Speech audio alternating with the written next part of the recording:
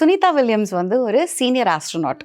அவங்க வந்து 2 வாட்டி ஏற்கனவே போயிருக்காங்க. இது 3வது முறை. அவங்களோட ஸ்பெஷாலிட்டி என்ன அப்படின்னா, அவங்க வந்து டெஸ்ட் பைலட் இதுக்கு முன்னாடி. ஸோ டெஸ்ட் பைலட் அப்படின்னா, நீங்க வந்து இந்த புது ஏர்கிராஃப்ட்ஸ், ஹெலிகாப்டர் இந்த மாதிரியான விஷயங்கள்லாம் வரப்ப நாட்டுக்கு அவங்க ஃபஸ்ட்டு டெஸ்ட் பண்ணுவாங்க. ஸோ எல்லாம் ப்ராப்பராக இருக்கா என்ன, இது வந்து பிரயோகப்படுத்த முடியுமா அப்படின்னு, either by the armed forces or the general public என்ன அப்படின்னு சொல்லிட்டு ப்ரிடாமினண்ட்டாக வந்து அவங்க ஏர்ஃபோர்ஸ், நேவல் சம்மந்தப்பட்ட துறையில் தான் அவங்க இருந்தாங்க.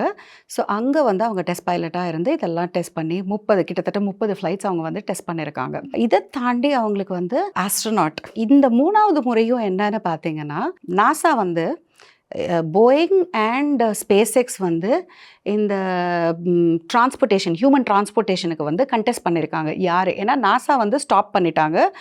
ஹியூமன் கேப்சியூல்ஸ் பில்ட் பண்ணுறது, அனுப்புறது, வருது இதெல்லாம் வந்து அவங்க ஸ்டாப் பண்ணிட்டாங்க. அவங்க என்ன ஆகும், ரஷ்யாவிலேருந்து அவங்க வந்து ஆஸ்ட்ரோநாட்ஸை அனுப்புறதா பண்ணிட்டு இருந்தாங்க. ஏன்னா வந்து space is got no borders.